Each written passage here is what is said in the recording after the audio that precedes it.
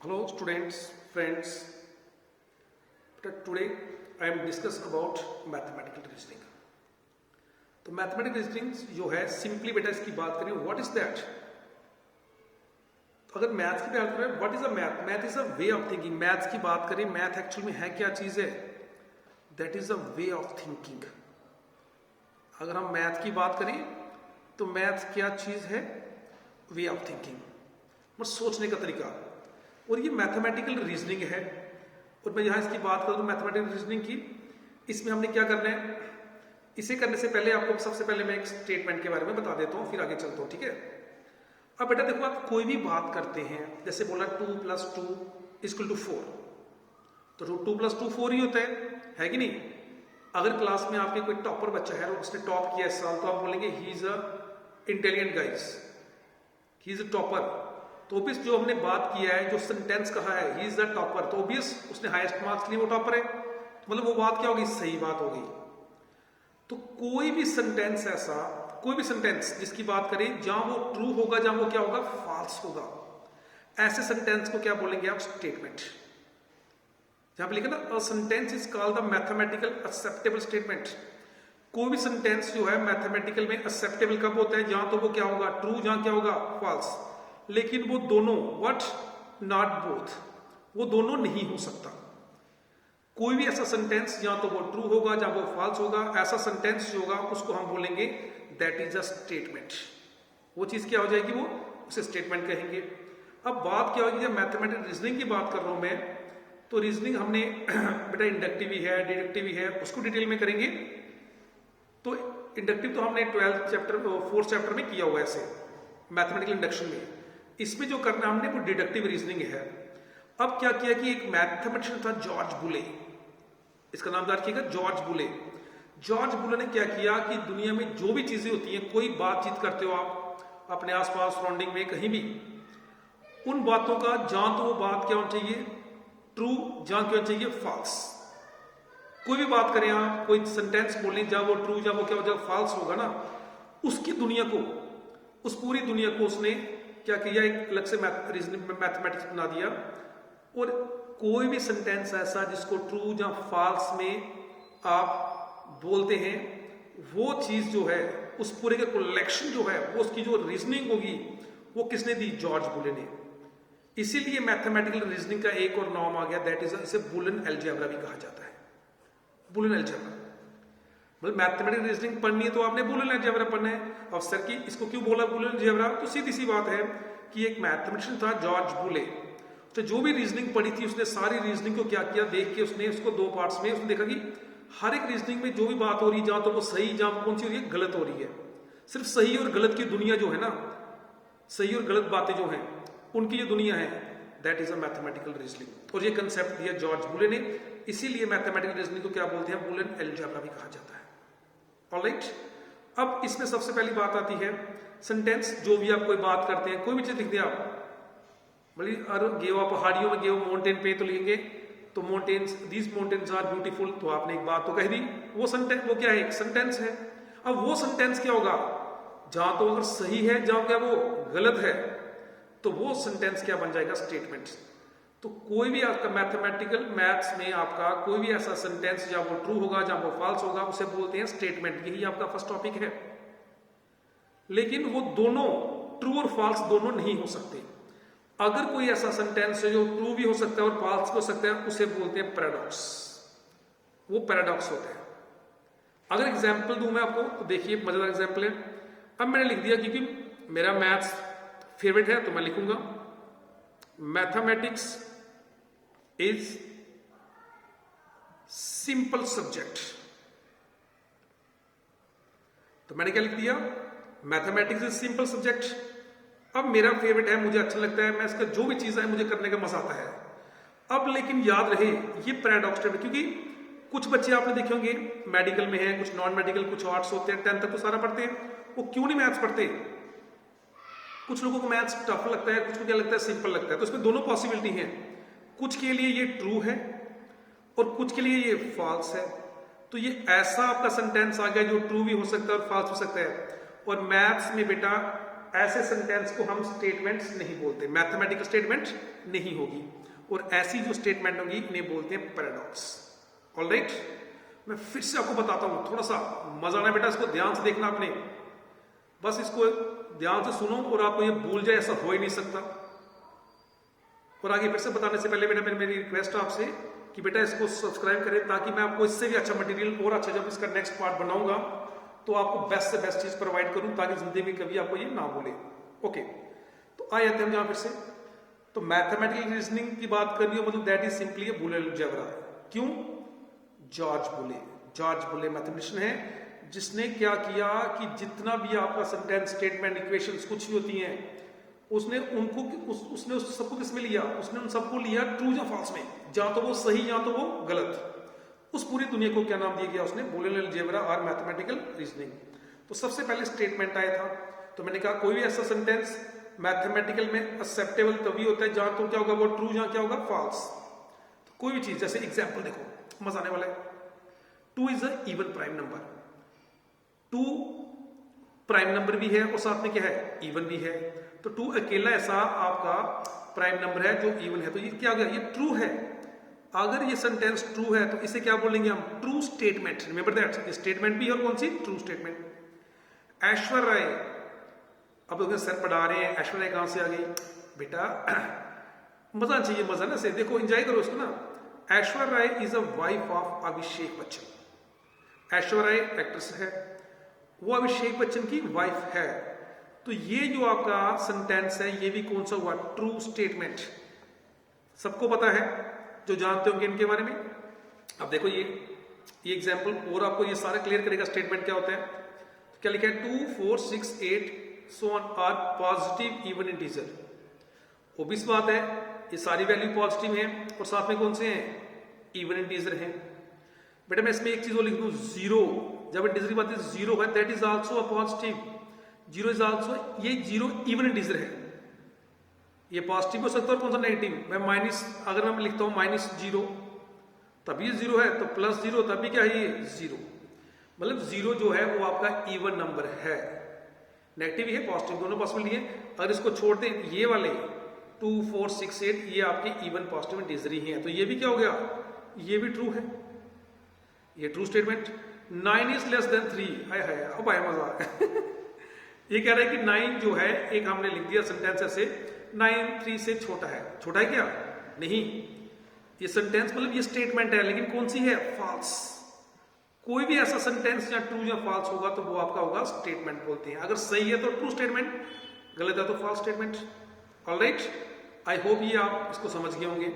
अब चलते हैं आगे। यही बेटा इसी की बेस्ड आपका फर्स्ट एक्सरसाइज होगा बुक में 11th क्लास में 14 चैप्टर में। अब चलता हूं, ठीक है बच्चों। अब देखो, अब मैं लेके आया आपके लिए कंपाउंड स्टेटमेंट। कंपाउंड स्टेटमेंट पर सर अब ये कौन सी बला हो गई? कोई बला नहीं है। स्टेटमेंट तो मैंने आपको बता दिया, स्टेटमेंट क्या चीज होती है। स्टेटमेंट की बात करूं तो कोई भी ऐसा सेंटेंस जहां वो ट्रू होगा, जहां वो फॉल्स होगा, वो क्या होगा? कंपाउंड, सॉरी स्टेटमेंट, सेंटेंस ऐसा। अब कंपाउंड स्टेटमेंट, अगर केमिस्ट्री में बात करें, कंपाउंड क्या होता है? If 2 or more element combine together to form a substance with a new property, तो वो कंपाउंड। लेकिन यहां पे बात कर रहे हैं स्टेटमेंट की। कंपाउंड जब 2 स्टेटमेंट आपस में मिलके एक स्टेटमेंट बनाएंगे, 2 स्टेटमेंट मिलके आपका एक स्टेटमेंट बना देंगे, तो वो क्या बन जाएगा? Compound statement.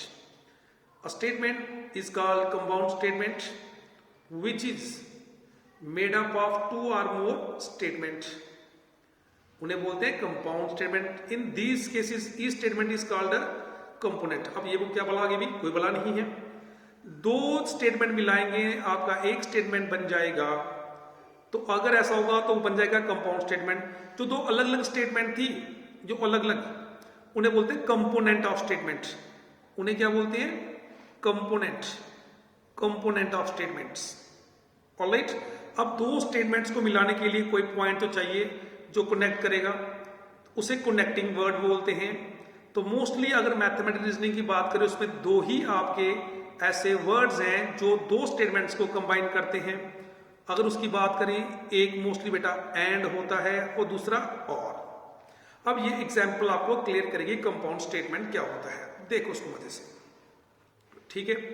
Let's see, all natural numbers are real, all natural numbers are real and all real number are complex. सभी नेचुरल नंबर क्या होते हैं, रियल, ये बोल रहा है, और all real numbers are complex. अब बेटा देखो, रियल नंबर में क्या आते हैं, natural number, whole number, integer सारे आ जाते हैं। तो ऑब्वियस है सभी नेचुरल नंबर क्या होंगे, रियल नंबर होंगे। तो अब एक स्टेटमेंट जो होगी इसको मान लेना है पी। स्टेटमेंट कोई भी होगी बेटा उसको पी या क्यू से मानते हैं, पी। और all real numbers are complex number, Q. और इन दोनों को कौन कंबाइन कर रहा है, कौन कनेक्ट कर रहा है, एंड।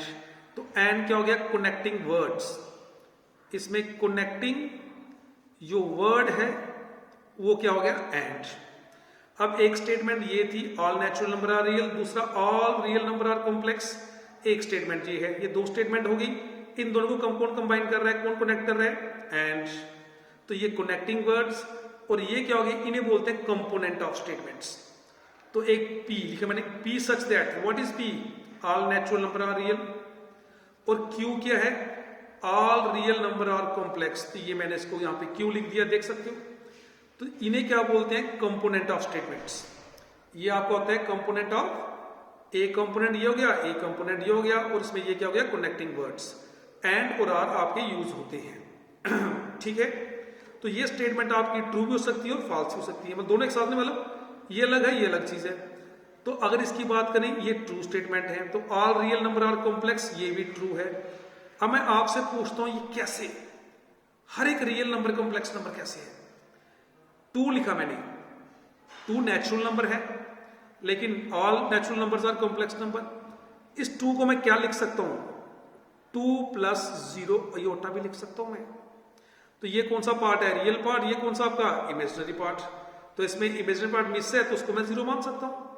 इसीलिए नेचुरल नंबर भी क्या आपके कॉम्प्लेक्स नंबर है। तो सभी आपके नंबर जो होंगे वो क्या होंगे, कॉम्प्लेक्स नंबर होंगे। और कॉम्प्लेक्स नंबर याद है क्या होता है, x + i, याद है ना। ये रियल पार्ट, ये कौन सा है, इमेजिनरी पार्ट। ओके, अब हम बात करते हैं जो कनेक्टर आपके बेटा, एंड। एक एंड और आर होता है, पहले हम ले आते हैं एंड पे, एंड को लेके आते हैं इधर, एंड। ये एंड आ गया। अब कनेक्टिंग वर्ड्स, कंपाउंड स्टेटमेंट हो गया। जो कंपाउंड स्टेटमेंट जब दो या दो से ज्यादा स्टेटमेंट को मिला के एक स्टेटमेंट बनती है उसे बोलते हैं कंपाउंड स्टेटमेंट्स। और जो दोनों स्टेटमेंट्स होती हैं उन्हें क्या बोलते हैं, कंपोनेंट ऑफ स्टेटमेंट्स। अब इधर आ जाते हैं, देखो ये मैंने एक एग्जांपल लिया है। और बेटा एंड का सिंबल, ये एंड है, इसका सिंबल ये अगर बात करें इंटरसेक्शन पढ़ा आपने, उसमें इस तरह से होता है, और ये उल्टा बी कर देना आपने इस तरह से। ये एंड का सिंबल होता है। इसे पढ़ते हैं पी एंड क्यू। पी भी एक स्टेटमेंट है, क्यू भी एक स्टेटमेंट है। और यहां पे लिखे मैंने इसकी example, it is rainy and it is cold. अब एक स्टेटमेंट पी है, इसे मान लो पी, इसे मान लो क्यू। इस तरह से क्वेश्चन दिया होता है, तो इसमें कंपोनेंट ऑफ स्टेटमेंट बताओ और कनेक्टिंग वर्ड बताओ। इसमें अब एंड क्या हो गया, connecting word. It is rainy मतलब पी सच दैट, तो पी क्या है, इट इज रेनी। और क्यू क्या है, इट इज कोल्ड, मतलब ये क्या है, ठंडा है ना। टुडेज रेनिंग लिख दो, या इट इज टुडेज कोल्ड, कुछ भी है। तो इट इज रेनिंग एक ये कंपोनेंट, इट इज कोल्ड एक ये कंपोनेंट, और इन दोनों को कौन कंबाइन कर रहा है, एंड, कनेक्टिंग वर्ड्स। और इसको अगर P मान लिया, इसे Q मान लिया, इसको लिखते हैं P एंड Q। मैंने एक एग्जांपल और लिख दी बताने के लिए कि आपको कोई स्टेटमेंट दिया है, कंपाउंड स्टेटमेंट।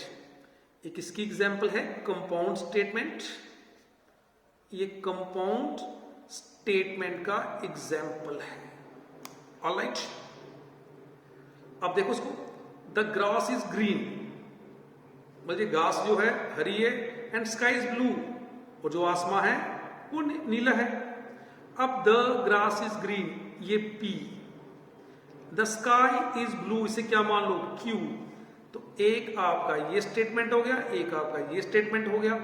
तो इन्हें P और Q को क्या बोलेंगे आप, कंपोनेंट ऑफ स्टेटमेंट। और एंड क्या है, कनेक्टिंग वर्ड्स।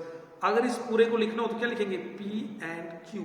आगे इसमें P निकालना है, P की वैल्यू ये होगी और Q का वैल्यू ये होगी। मैं आपको फिर से कह रहा हूँ बेटा, जेई मेंस में इसको आपका ये 100% इसका नॉर्मली आपको 3 4 5 क्वेश्चन तो आएंगे।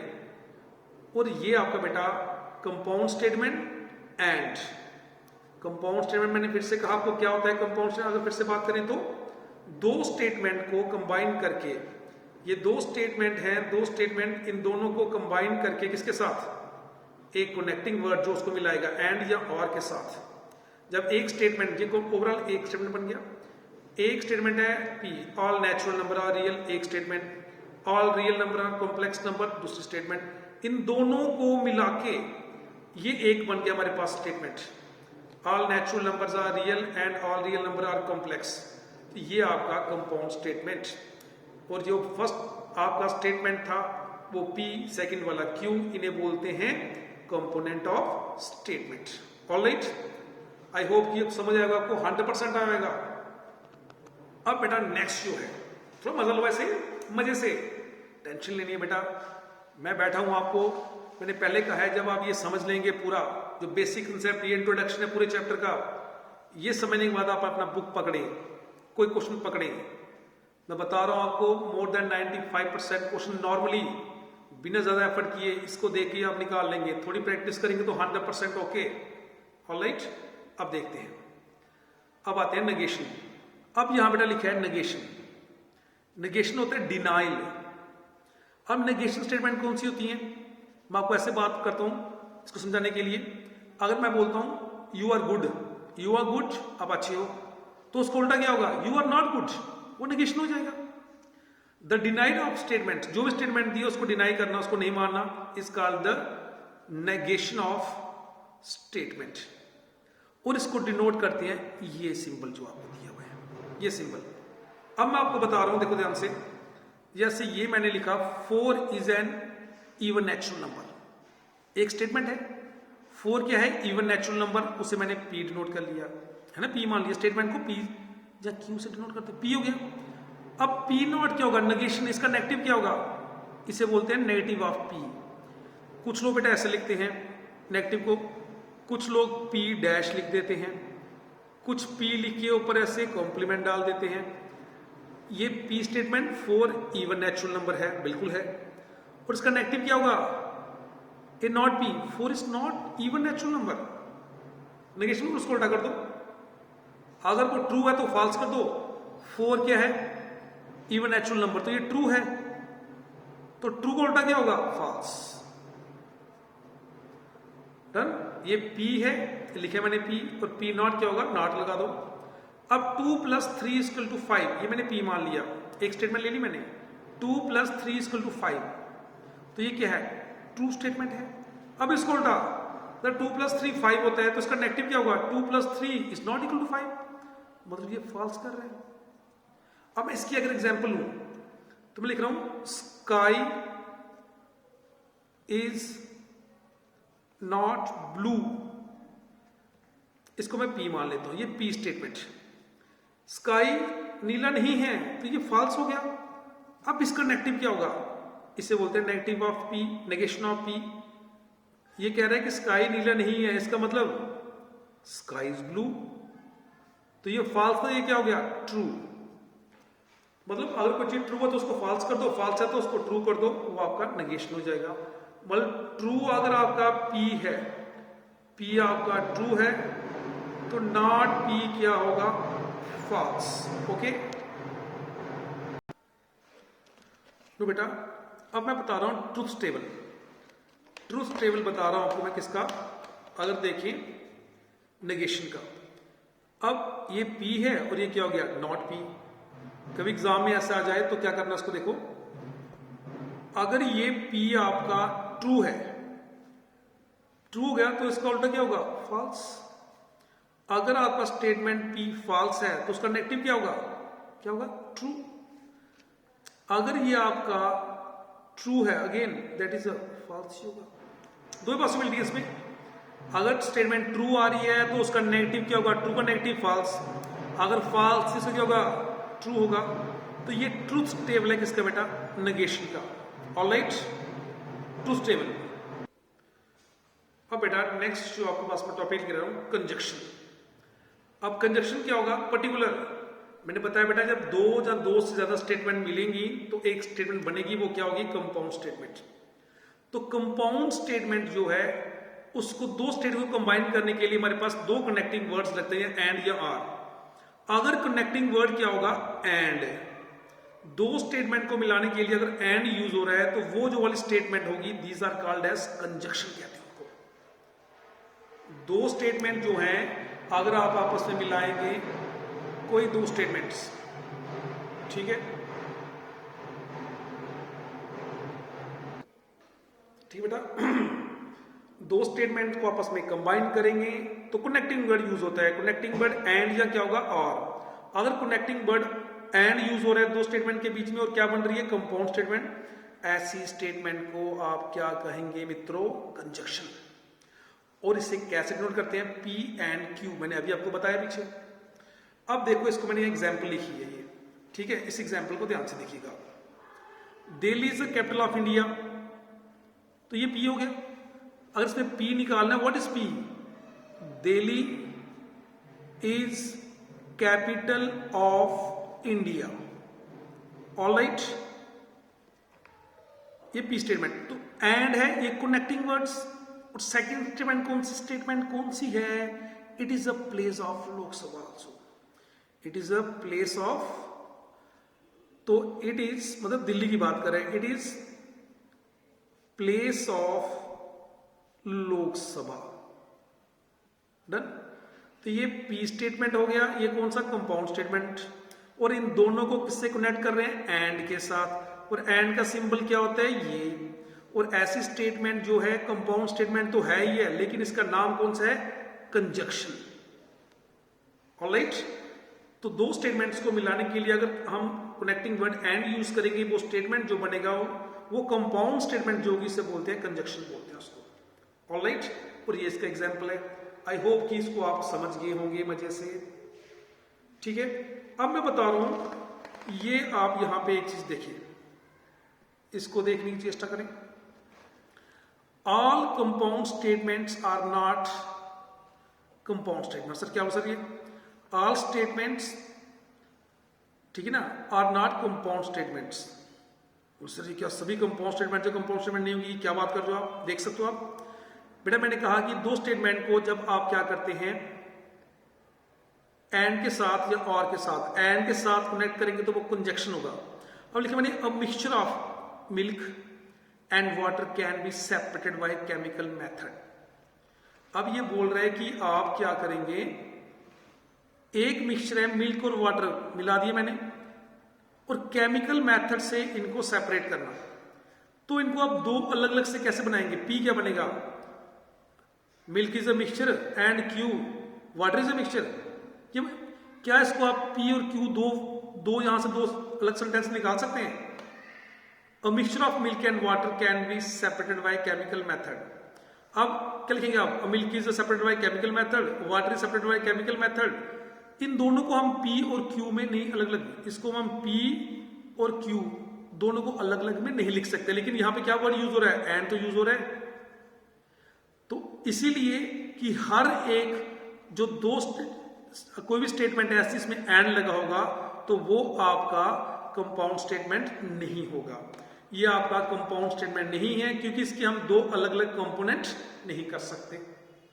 जैसे इसकी बात करें, Delhi is the capital of India, तो मैंने अलग से लिख दिया, and it is a place of Lok Sabha also, तो it is a place of Lok Sabha also. इसको मैं दो अलग अलग लिख दिया, एक स्टेटमेंट ये लिख दी, एक ये लिख दी। लेकिन अ mixture of milk and water can be separated by chemical change, इसको हम अलग अलग नहीं कर सकते दो फॉर्म में। इसीलिए हर एक स्टेटमेंट जिसमें एंड यूज होगा वो कंपाउंड स्टेटमेंट नहीं होगा। अंडरस्टैंड? हाँ, वेरी गुड। अब चलता हूं मैं आपको आगे लेके। अब मैं इसका बता रहा हूं बेटा ट्रुथ टेबल। ये बेटा ये एमसीक्यू में बहुत बार टपकता है, ये बहुत बार टपकेगा, ये आपका साथ नहीं छोड़ेगा इसको। अब एक स्टेटमेंट कौन सी? पी, एक कौन सी होगी? क्यू। पी एंड क्यू मतलब ये कंजक्शन की बात कर रहा हूं मैं। कौन से कंपाउंड स्टेटमेंट? कंजक्शन वाले। अब देखो यहां पे क्या लिखा मैंने, व्हाट इज दैट? अगर बेटा बोलते हैं कि फर्स्ट स्टेटमेंट भी ट्रू है एंड में, कभी ये एग्जाम में दिए होता है, ये आपने आंसर देने होते हैं। अगर फर्स्ट स्टेटमेंट भी ट्रू आ रही है, सेकंड भी ट्रू आ रही है, तो जो उसका ओवरऑल आंसर होगा वो भी क्या होगा, ट्रू होगा। ऑलराइट, फर्स्ट भी ट्रू, जैसे मैं एग्जांपल देता हूं आपको ना, 2 is even prime number and, यहां लिख दिया मैंने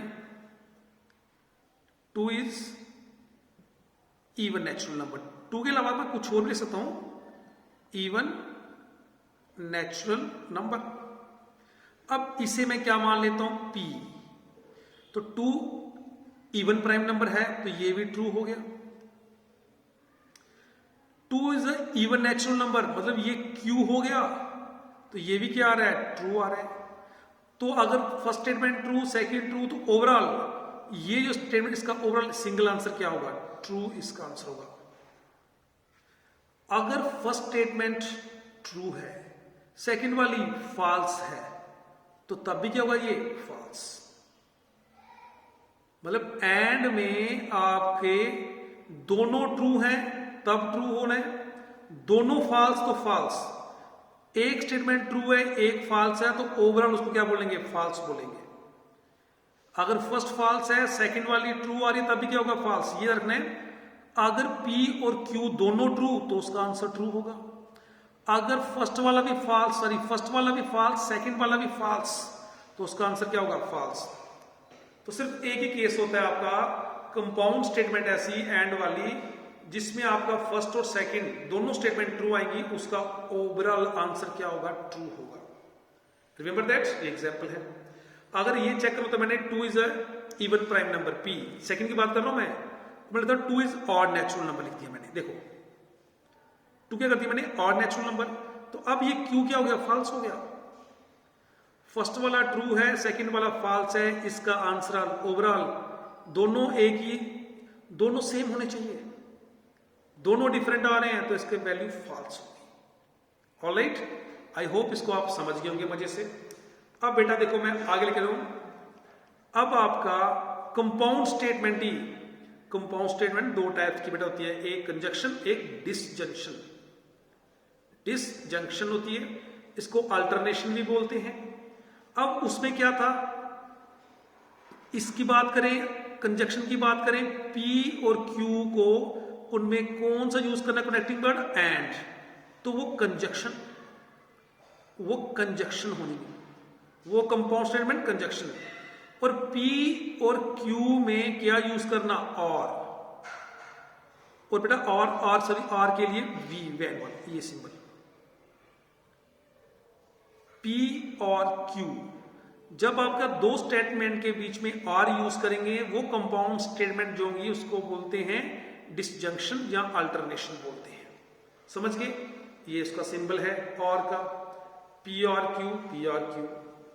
अब बेटा मैं इसके ट्रुथ टेबल पे आता हूं। ये आपने एंड का और आर का ट्रुथ टेबल ध्यान से देखना है। अब ये क्या कहते हैं, अगर फर्स्ट स्टेटमेंट ट्रू है, सेकंड भी ट्रू है, तो उसका आंसर ट्रू।